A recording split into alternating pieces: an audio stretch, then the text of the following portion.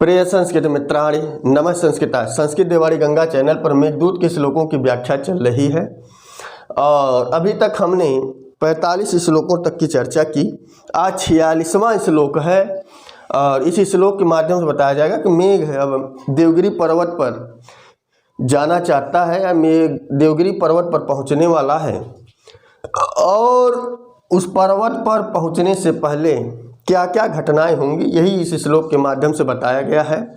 यदि आप TGT LT की तैयारी कर रहे हैं तो यह वीडियो आपके लिए बहुत ही उपयोगी साबित होगा, क्योंकि एक एक श्लोकों की व्याख्या प्रतिदिन आपको मिल रही है।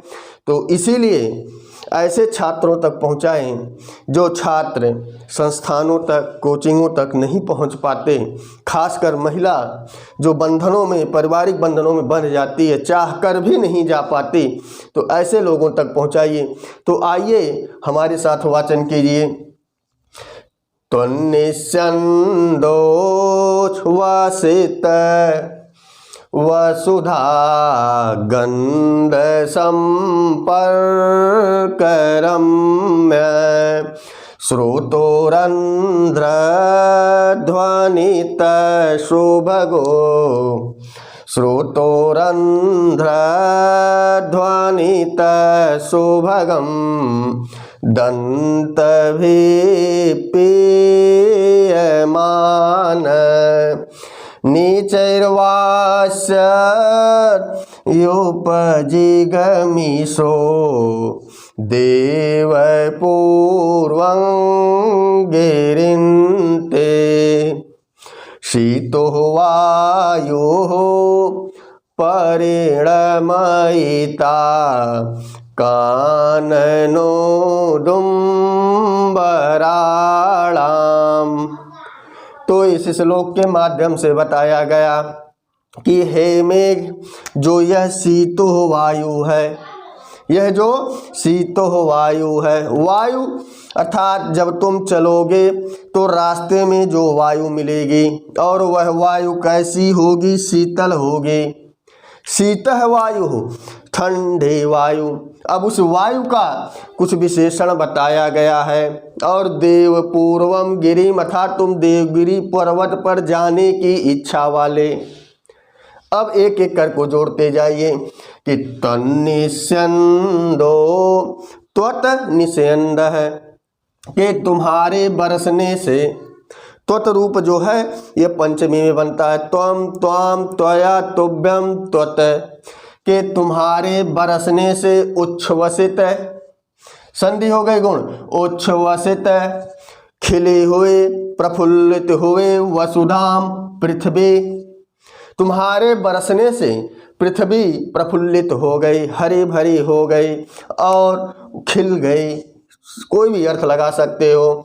और उस वसुधाम से अर्थात उस प्रफुल्लित पृथ्वी से जो सुगंध निकलेगा, गंध दिया है, जो सुगंध निकलेगा उस सुगंध के संपर्क से रम्यम, बहुत रमणीय, शीतो वायु, वह ठंडे वायु बहुत रमणीय हो जाएगी। क्लियर हो गया? एक बार और देख लो कि त्वन्निस्यन्दो छवसित वसुधा गंध संपर्करम्य।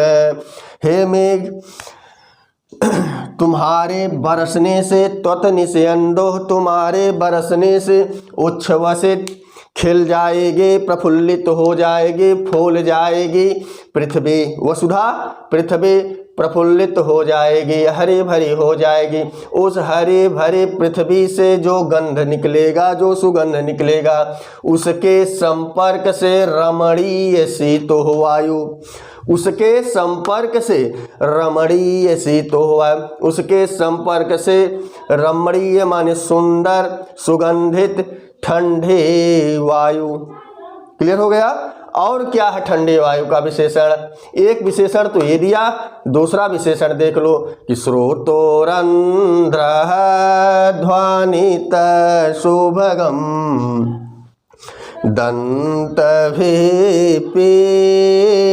दन्तभिपीयमान, ऐसे रमणीय सुगंधित वायु को दंतवे हाथियों के द्वारा हाथियों के द्वारा स्रोतोरंध्र सूढ़ों, स्रोतोरंध्र माने सूढ़ों के छिद्रों से पीयमान पिए जाने योग्य जो वह सुगंधित वायु है ना, वह हाथियों के द्वारा स्रोतों माने सूढ़, रंध्र माने छिद्र से पिए जाने योग्य।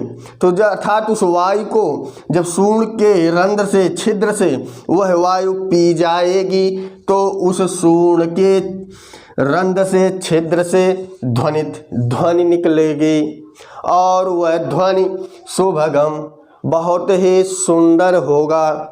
और ऐसे सुभगम ध्वनित को सुनकर, ऐसे सुभगम ध्वनित अर्थात जो ध्वनि निकलेगी ना हाथियों के छिद्रों से, तो हाथी के जो छिद्र होते हैं, हाथियों के छिद्रों से जो ध्वनि निकलती है वह भी बहुत रमणीय होती है। तो ऐसे शीतो वायु, ऐसी शीतो वायु अर्थात वह जो वायु होगी ना वह पृथ्वी के गंध से सुवासित भी होगी और हाथियों के सूढ़ों के छिद्र से सुंदर ध्वनियों से ध्वनित भी होगी। क्लियर हो गया। अब आ जाइए कि और वह वायु क्या है कि काननो जंगली, कानन माने जंगली, उदंबर तो उदंबराणाम माने जंगली गूलर के फलों को परिणमयिता पकाने वाली शीतो वायु अर्थात जंगली गूलरों को, गूलर को जंतु फल भी कहते हैं। तो काननः माने जंगली गूलर के फल को पकाने वाली ही शीतल वायु, वायु के विशेषण है सब। कैसी शीतल वायु, जो जंगली गूलरों को पकाते हैं ऐसी शीतल वायु। और बताया और कैसी शीतल वायु, तो तन्निस्यन्दोच्छ्वसित वसुधा गंध संपर्क रम्य है शीतल वायु, पृथ्वी के सुगंध से सुवासित शीतल वायु। और शीतल वायु बताया कि हाथियों के द्वारा पिए जाने योग्य शीतल वायु। और जब वह शीतल वायु पिएंगे तो उसमें एक ध्वनि होगा, उनके छिद्रों से ध्वनि जो निकलेगा ऐसे ध्वनिति शीतल वायु। क्लियर हो गया। तो वायु के 3 विशेषण बताए गए। अब आ जाइए कि जब वायु ऐसी शीतल वायु तो होगा क्या, तो आ जाओ नीचैर्वास्यते, यहाँ संधि हो गई, नीचैर्वास्यते उपजिग्मिषो देव पूर्वम गिरिन्ते, ते माने तुम्हारे, ते माने तुम्हारे। ऐसे शीतल वायु, कैसी शीतल वायु, अच्छा तुम्हारे बरसने से सुवासित, सुवासित दिया ना, तुम्हारे बरसने से सुवासित पृथ्वी के गंध से युक्त रमणीय शीतल वायु हो और हाथियों के द्वारा पिए जाने योग्य, और पिए जाने योग्य से जो उनके सूढ़ों से ध्वनित वायु अर्थात उस वायु में ध्वनि भी होगी, आवाज भी होगी, ऐसे वायु। और जंगली फलों को अर्थात जंगली गूलर के फलों को पकाने वाली वायु, ऐसे शीतल वायु।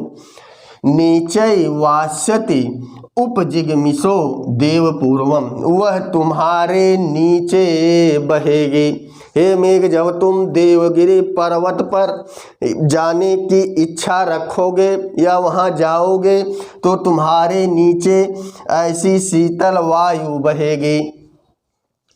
और आ जाइए कि देव पूर्वम गिरिन्ते अर्थात देव शब्द जिस पर्वत के पहले लगा है ऐसे देवगिरी पर्वत पर जाने की इच्छा वाले। उपजिग्मिषा, तो उपजिग्मिषा का अर्थ हो जाता है जाने की इच्छा वाले या जाने की इच्छा करने वाले।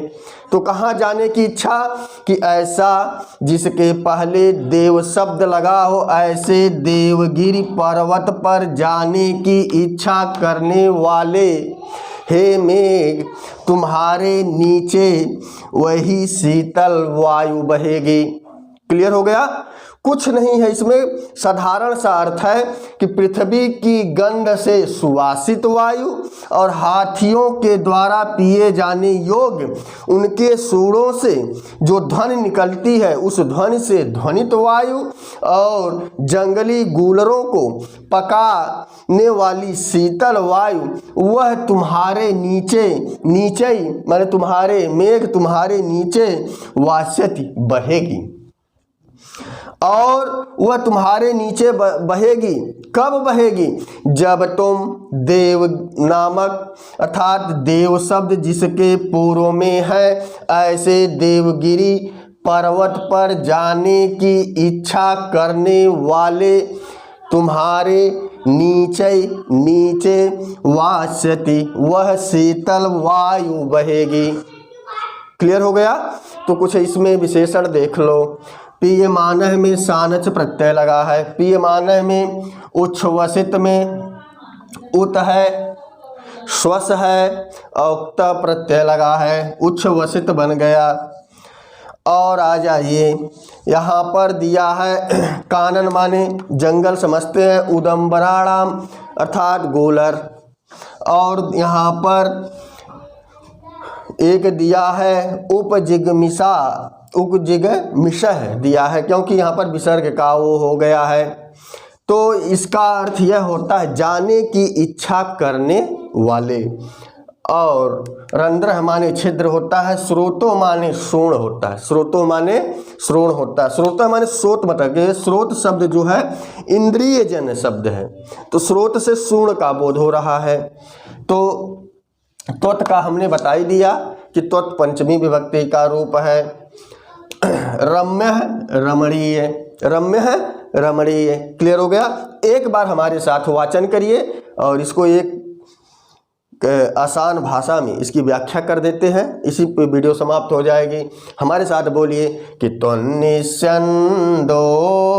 वसित वसित वसुधा गंध संपर्करम्य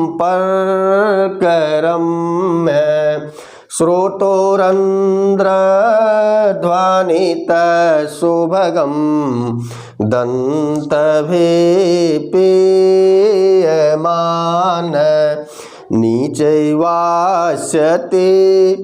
उपजिग्मिषो देवपूर्वं